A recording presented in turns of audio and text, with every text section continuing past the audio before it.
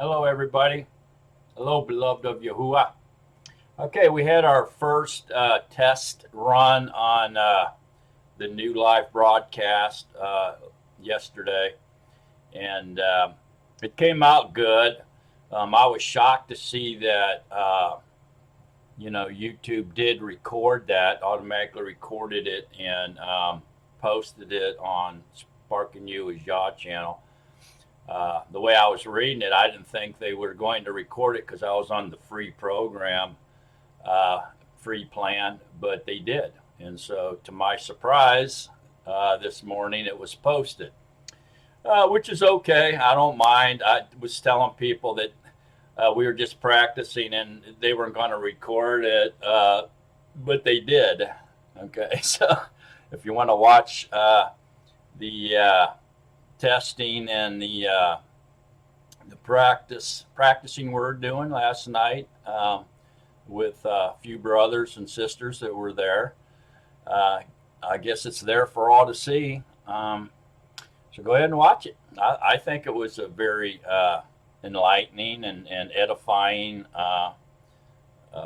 lesson or gathering assembly that we had last night. I don't know if it's if I should be calling it a lesson. Maybe we should be calling it a Torah study or a Torah reading instead of a lesson. But I guess it's a lesson if we get edification and truth out of it, knowledge out of it. But anyways, it's not. I'm not one to present that as I'm a teacher and you're the students and I'm giving you a lesson. So don't take it that way. It's more of a like we're doing a Torah reading. It's kind of like they did in the first century in the synagogues, or a reading of the Word of Truth or the Torah, as they did in their homes. I'm sure everybody stayed in their own dwelling place during Yom Shabbat. But I would say that some of the relatives and closer neighbors and friends probably gathered in their homes. People that were there visiting from out of town or something surely was in their home studying and worshiping Yahuwah and resting on Yom Shabbat. So anyway, this is the kind of atmosphere we're looking for. And hopefully we can avoid most of the contention and strife created by religious spirits and political spirits. This kind of invasion is not wanted, but I'm sure we'll have to deal with it a little bit once in a while. But the main thing is that we stay in Yahushua's peace and not let it overtake us and steal our peace and joy from us. So we have to be on guard. So we come into these Torah studies with the full armor of Yahuwah and be prepared for those kind of attacks. And hopefully we don't let them overtake our assembly and lead us into quarreling and arguing and strife and contention, and get us off track of what we're there to do, and that's to praise and worship and study the Torah together as a assembling body, as a gathering of the body together in Mashiach to the esteem of the Father. Okay, so anyway, go ahead and watch it if you want to. It's on there. Shockingly, but it is posted. And give me a thumbs up. Give me a comment on this little short presentation here. If you have any input or anything to share about last night's Torah study or the gathering of the body, please feel free to post it. Let us know what you think. If you have any questions or concerns, let us know. Put it in the comments. If you have anything you want to add or any advice, that's also welcome. Put it in the comments. everybody is invited. This is the channel for the body of Yahushua. And so I hope to see a lot more people there. I know the Ruach HaKodesh was with us last night because he has promised if two or more are gathered in his name, there he will be also. And so we definitely had more than two. And so we know he was there. We could feel his presence and his influence as we were studying the Torah together. But I could tell, we were missing some of our body members. And so the body is one, but it consists of many members. So we need all of the body members to come together so that we can get, more power, more knowledge, more prophecy, more better body function, as one. Okay, so you're missing body parts, your body doesn't work as well, is what I'm saying. So please come and join us next week. We're going to do it again next week. We're going to have another test trial, maybe another one after that, and same time, same place.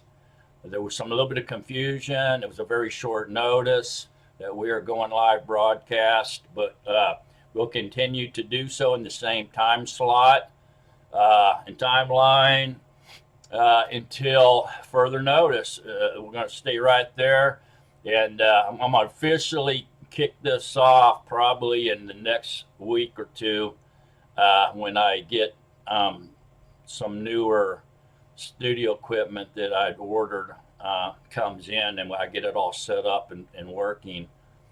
But as far as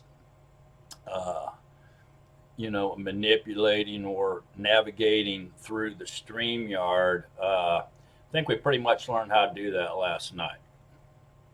So it's not that difficult. So that shouldn't be a stumbling block for us. That should go pretty smooth this upcoming week. I don't see any issues with that. It should just go run smooth hopefully with no hiccups.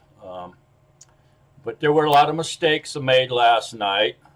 It was a learning curve for us, so you just kind of overlook that.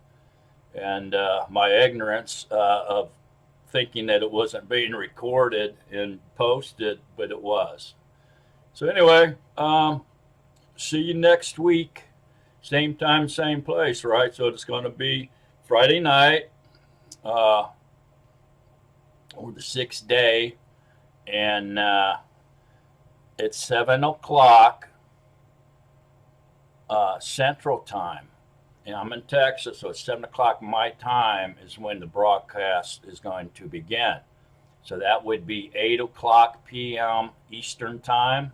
If you're in Ohio or Michigan or New York or something back there, it'd be 8 o'clock your time, p.m. And California, I believe that's 6 o'clock. I'm not real sure about that Pacific time, but or it may be 5 o'clock in California, but you'll have to see that. I think California's 2 hours behind, and Mountain Time's 1 hour behind the Texas time, Central Time. But if I'm wrong on that, just know that we're going live at 7 o'clock p.m. Central Time, which would be 8 o'clock p.m. Eastern Time. Okay, on Friday coming up, and then the Friday after that we'll do another one, and hopefully after that one, all the new broadcasting equipment, everything will be in. I'll have it all set up and have it all running, and we'll be able to have a more pleasant setting and for our gathering to study the Torah together. So I want to take just a minute here and thank everyone that came in to the broadcast last night and participated and helped me navigate through the StreamYard. Giggles too was very helpful, And James Cheney was extremely helpful, and Brother Ron Larkin. Give special thanks to you all, and the rest of you that were in there. Zayas Diaz was wonderful there, and Wick on Fire was very kind, and Peggy Russell, she was there, and she was very supportive, like always. And Brother DeHome Sanders from Jamaica came in with a dead battery and checked in, said hi, and then he had to put his phone on a charger so he couldn't stay. And but all in all, if I missed anybody, thanks for coming, Lucas. Was asking some outstanding questions, and I'm sorry I missed your question about the right hand. Yahusha sitting at the right hand of the Father. And yes, if you're watching this, Lucas, that is a Hebrew idiom. It's totally different than the English or the American idiom. It sounds different if you pay attention close to it. The Hebrew idiom says, "Sit or at the right hand of the Father," or the right hand, of the throne. That means that it's the person that sits at the right hand is the person wielding all power and all authority. It's the number one person in charge. Okay, the English idiom it's sort of related to that. Sounds totally different. He's the right hand man. He's my right hand man. That means the second in charge or the messenger of the boss.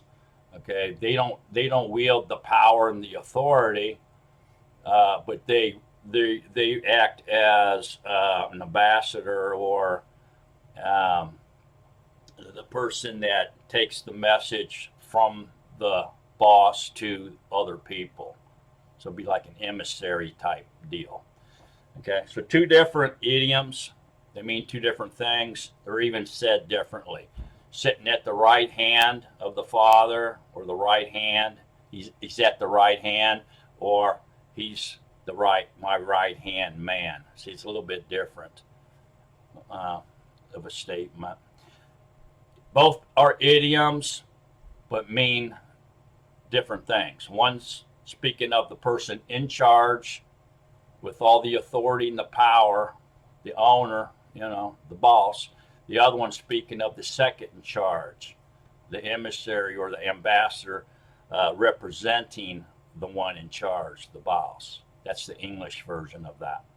And so when it says he is sitting at the right hand, I see the Lamb sitting at the right hand of the Father. In the Hebrew world, culture, and language, that idiom means he is the one sitting on the throne with all power and authority. Has been given to him. He's the number one boss. Okay?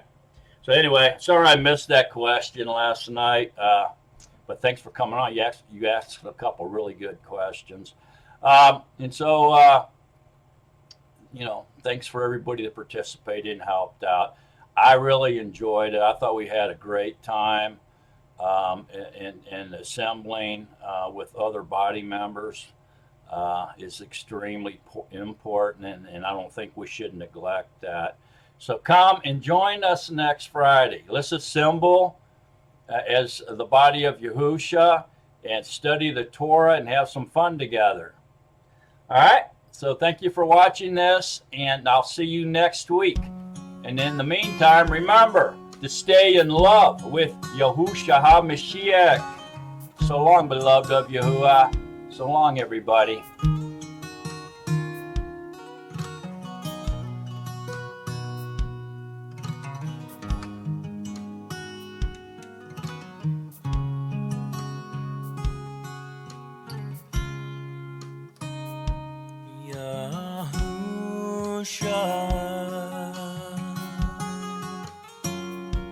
Living water,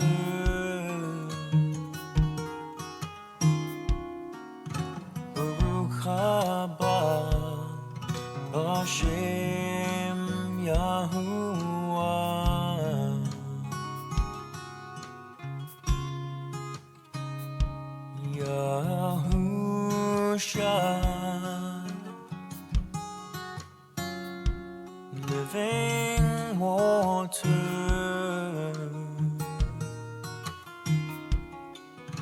Baruch haba b'Shem Yahuah.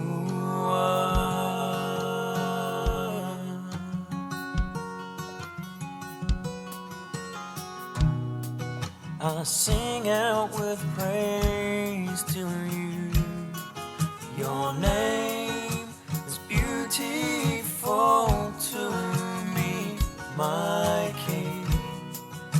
I sing out with praise to you. My heart desires to honor you, my Yah. I sing out with praise to you, Yahusha.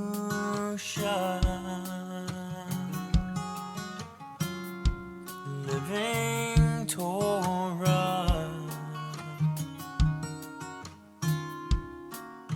Baruch haba b'Shem